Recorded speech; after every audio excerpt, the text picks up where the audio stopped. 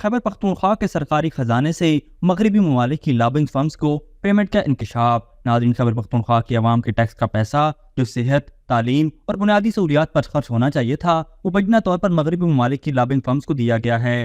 مقصد وہاں کے پارلیمنٹیرینز کو خرید کر عمران خان کے حق میں آواز اٹھوانا۔ آپ کو یاد ہوگا کہ برطانیہ کے 20 ممبران پارلیمنٹ بآسانی اپنی حکومت کو خط لکھ کر عمران خان کی آکسفورڈ یونیورسٹی چانسلرشپ کے لیے راہ ہموار کر سکتے تھے، لیکن انہوں نے صرف ان کی پاکستان میں رہائی کے لیے دباؤ ڈالنا کافی سمجھا۔ ایسے میں یہ سوال پیدا ہوتا ہے کہ برطانوی سیاستدان اتنی اہم پوزیشن کے لیے عمران خان کی حمایت کیوں نہیں کی، اور کیا زلفی بخاری کی حکمت عملی میں کہیں کمی رہ گئی ہے؟ کہا یہ جاتا ہے کہ زلفی بخاری نے تحریک انصاف کے کروڑوں ڈالرز مغربی ممالک کی لابنگ فرم پر خرچ کر دیے ہیں تاکہ وہاں کے ارکان پارلیمنٹ کو عمران خان کے حق میں کھڑا کیا جا سکے، لیکن یہ تمام تر سرمایہ کاری اور کوششیں بظاہر بے اثر ثابت ہوئیں اور عمران خان آج بھی آکسفورڈ یونیورسٹی کے چانسلر نہیں بن سکے۔ اس ناکامی کے بعد زلفی بخاری اب انہی لابنگ فرمز کے ذریعے امریکہ، برطانیہ اور دیگر مغربی ممالک میں پارلیمانی ارکان خرید کر عمران خان کے حق میں خطوط لکھوا رہا ہے، اور بات یہیں ختم نہیں ہوتی۔ باخبر ذرائع کے مطابق امریکہ میں بھی فی ممبر کانگریس کو 10 سے 15,000 ڈالر دیے گئے ہیں۔ یہ خطیر رقمیں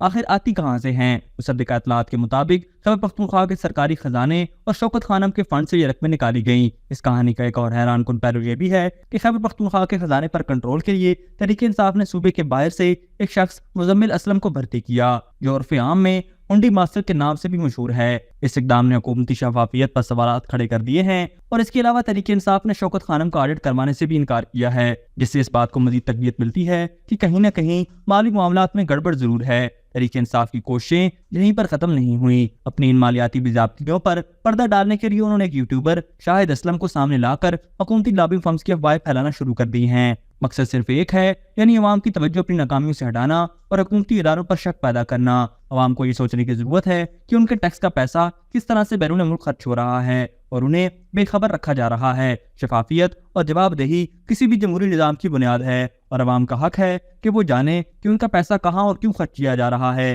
کیا یہ قوم کا سرمایہ بیرون ملک لابنگ فرمز اور سیاسی مفادات کے لیے استعمال ہونا چاہیے؟ یہ سوالات تحریک انصاف کے سامنے کھڑے ہیں، اور جواب عوام کے حق میں ہونا چاہیے۔ یہ معاملہ محض مالی بے ضابطگیوں کا نہیں، بلکہ عوام کے اعتماد اور قوم کے وسائل کا ہے۔ ابھی تک کے لیے صرف اتنا ہی۔ مزید دلچسپ اور تازہ ترین خبروں سے آگاہ رہنے کے لیے ہمارے چینل اسلام آباد انسائیڈر کو سبسکرائب کرنا مت بھولیے، اور اگر ہماری یہ ویڈیو آپ کو اچھی لگی ہے تو اسے لائک کر دیں اور اپنی قیمتی رائے کا اظہار نیچے دیے گئے کمنٹ سیکشن میں ضرور کریں۔